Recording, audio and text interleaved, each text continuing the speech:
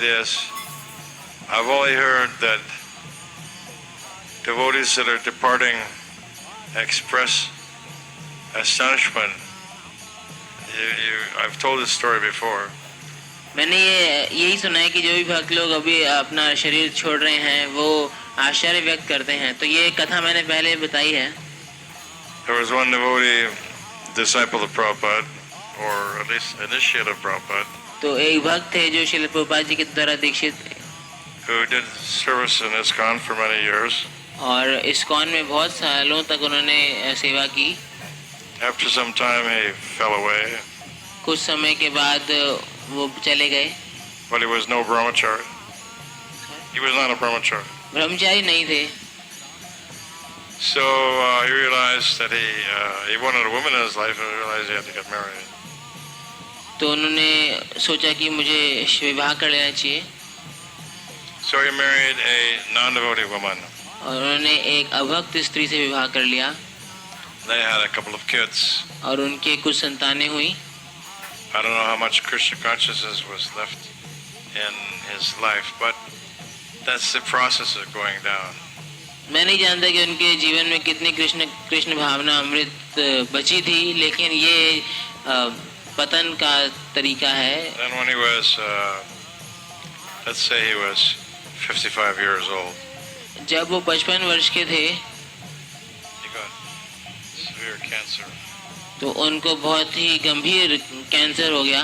Terminal cancer. Terminal. तो इस प्रकार कैंसर था कि जो कि जीवन को खत्म कर दे। He was in the hospital, intensive care. Intensive care. Okay, तो वो अस्पताल में थे, आईसीयू में। Total blackout. और उनको कोमा में थे। Coma means you're not interacting with the outside world at all. Coma का अर्थ होता है कि आप बाह्य जगत से कोई भी आदान प्रदान नहीं करते। Then all of a sudden he opened his eyes wide. एकदम से उन्होंने आंखें खोली, बहुत बड़ी आंखें अपनी खोली। He shouted, "Srila Prabhupada!" और जोर से बोले, "श्रील प्रभुपाद!" Boom!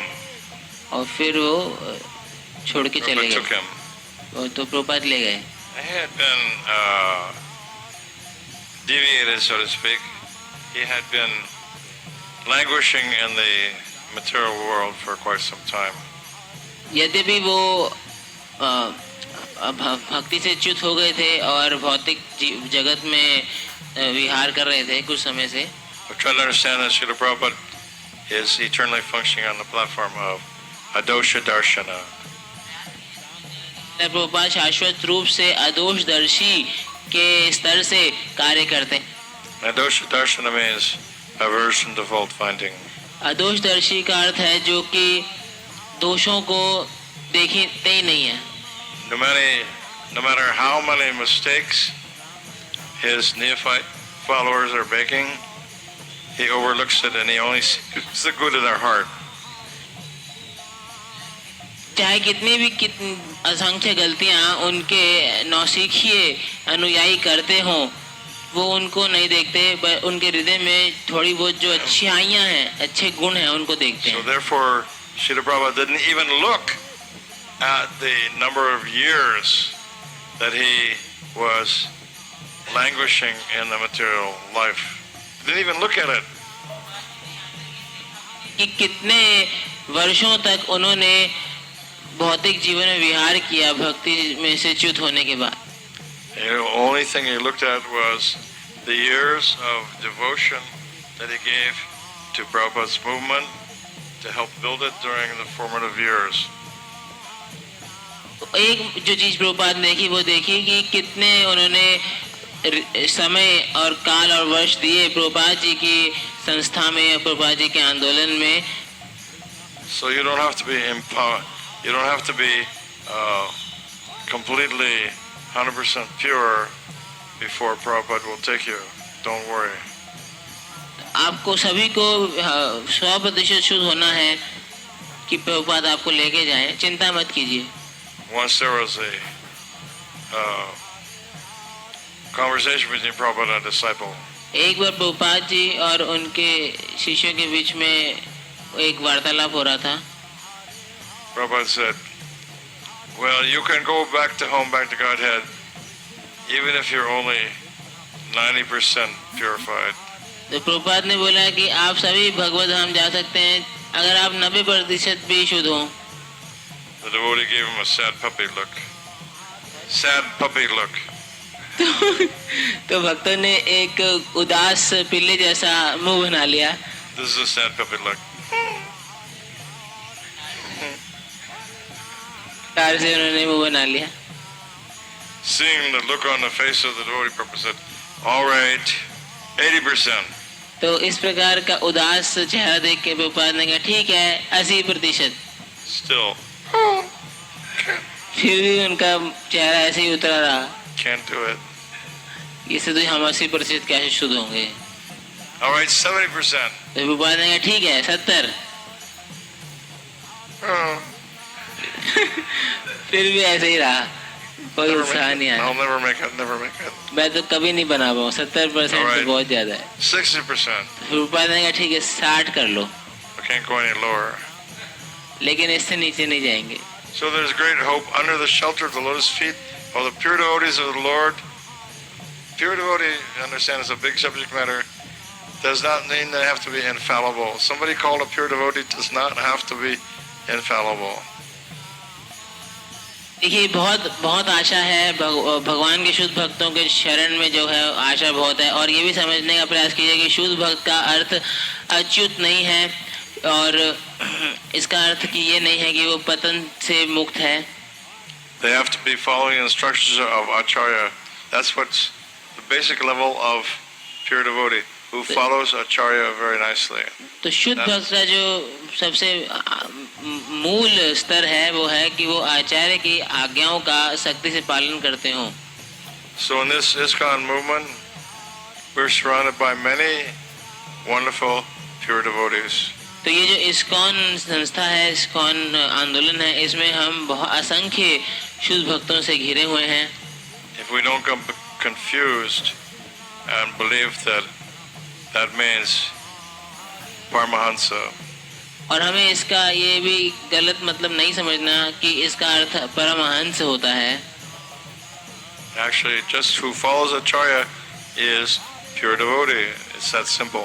वास्तविकता में केवल आचार्य के शिक्षाओं का पालन करना ही दृढ़ता से ये शुद्ध भक्त है।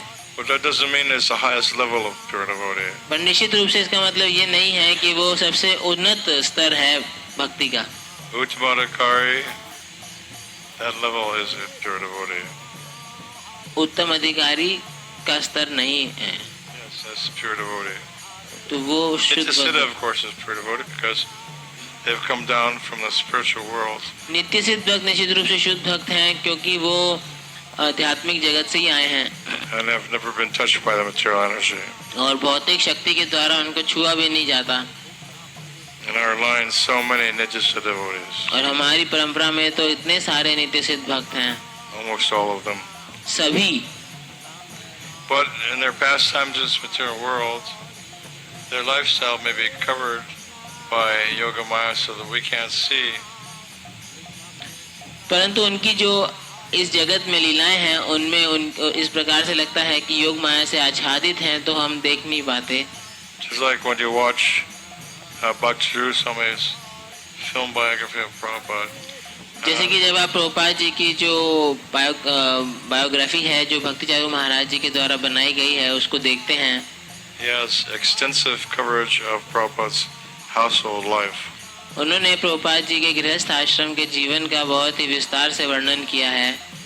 But foolish, ignorant persons, as a result, will conclude that Prabhupada was on the mundane plane because it resembles the mundane. परंतु जो मूर्ख लोग होंगे वो सोचेंगे कि प्रभुपाद जी तो भौतिक धरातल पर लग रहे हैं, परंतु ऐसा नहीं है, वो बस ऐसा प्रतीत होता है। Same thing with Thakur Bhaktivinoda. His life resembled mundane life. He had, what, 16 children? उसी प्रकार से श्रील भक्ति विनोद ठाकुर जी का जीवन भी भौतिक धरातल पर लगता है, उनके 16 संतानें थी। So he was solidly in the middle of household life. और तो बहुत ही दृढ़ता से गृहस्थ आश्रम में थे स्थित। But he was always a grihastha. He was never a Grihamedi, or परंतु वो enjoyer, हमेशा गृहस्थ ही थे, कभी भी गृहमेधी नहीं थे। not even for 10 seconds. He was always fully Krishna conscious. 10 क्षणों के लिए भी नहीं, वो हमेशा पूर्ण रूप से कृष्ण भावना भावित थे। So that's our line, that we can be towed back to Godhead by Srila Prabhupada and his sacred representatives. तो ये हमारी परंपरा है और हम भगवत धाम जा सकते हैं श्रील प्रभुपाद जी और उनके अनुयायियों की कृपा से।